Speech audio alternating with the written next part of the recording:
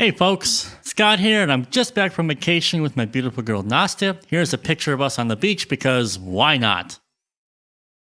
Anyway, I'm going to take you through the paces with the new Loki Bass instrument from Solemn Tones. A huge thank you to Max for sending this to me so I could show it to all of you guys. This thing came out recently, and it has a couple of cool features that really need to be explained. But first, as always, the demonstration track. Remember, check the description for timestamps if you want to jump around the video.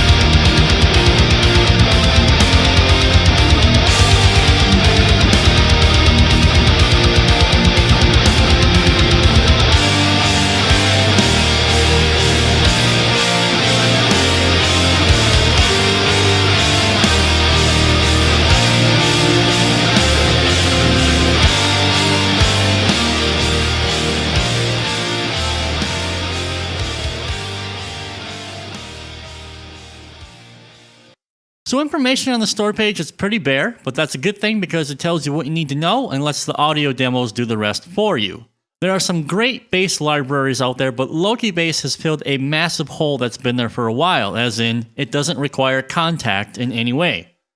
This plugin is completely standalone, so if you don't have Kontakt, it's not a big deal. The actual bass itself is a Dingwall NG2, and the pre-processed tone was made with a Dark Glass B7K Ultra. This is pretty much one of the most sought-after sounds in metal currently, so you'll be good to go right away in the beginning. You have a nice choice of both regular pick or fingerstyle, and it was recorded to drop F, but actually has samples as low as double drop C. Now, I absolutely have no freaking idea who would want to be using double drop C, but there you go. People asked and Solemn Tones delivered. I did want to mention that I have a coupon code that you can use to pick up this thing with an extra 15% off. Place Chernobyl 15 into the discount field and get even a bit extra off while this thing is still on its initial store-wide sale. So I uploaded the Loki Bass in a fresh session, and I wanted to explain in detail what the Loki Bass can do. There are a number of things I've seen online that need to be cleared up, as I think people misunderstand the intended purpose of some of the features here. First of all, when you load up Loki, you'll be asked to choose a preset. For example, if you load Maxim's preset, it's basically going to load a mix-ready tone with an in-your-face genre of music in mind. It's cranked, it's loud, it's distorted, and if that's what you're going for, you're going to be ready to go with Maxim's preset. However, you can also change to a raw DI and a finger bass as well from the preset menu. Right away, you see we have a basic tone stack, low, mid, and high. That's not that interesting. Let's actually start talking about the crank button. When you have crank enabled, this will ignore all of the velocity editing on the bass MIDI, and the program will read all notes as 127.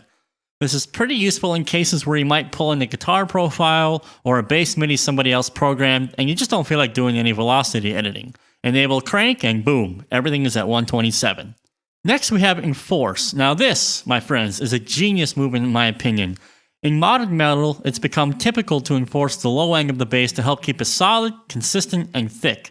Producers will even go as far as to write bass parts in MIDI with a separate library, or produce a synth bass where they'll process all that together to help thicken up the low end and, as I said, keep it consistent. Loki Bass does all of it automatically when you have the Enforce button enabled.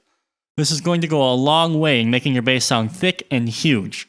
To give you a visual representation of how this works, let's use Dust Analyzer and have a look at the low end with the Enforce knob enabled and disabled. You'll hear not only a big difference, but see it as well.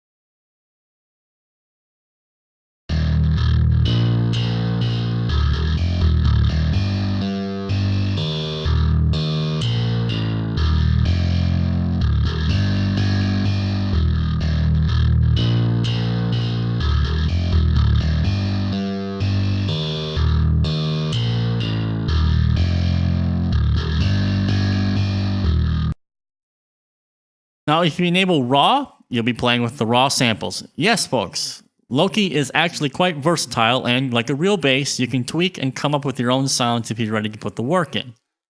Finally, we have the Humanize button. If you saw my Mjolnir Drums video, you'll recognize this button, because it works in the exact same manner. The higher you crank it, the more humanized it will become. However, you can put this at 0 and manipulate velocity levels of each note if you wish to do that instead, but you need to disable the crank button, remember. Finally, we have key switches here, which will show us which note activate which key switches. One thing that I really like about this product is that the default key switch is alternate picking, or alternate finger playing, and in order to change it, you'll draw a note the length necessary for the different articulation. This makes it very obvious what articulation is being played and where, and you won't run into the situation where you might have forgot to reactivate down picking or something like that, as how they might work in other bass libraries. So, the Loki Bass, Solemn Tones. Interface is simple, easy to understand as usual, but most importantly, I was very quickly able to work with the instrument, and not needing to load up Kontakt 5 was a huge added plus.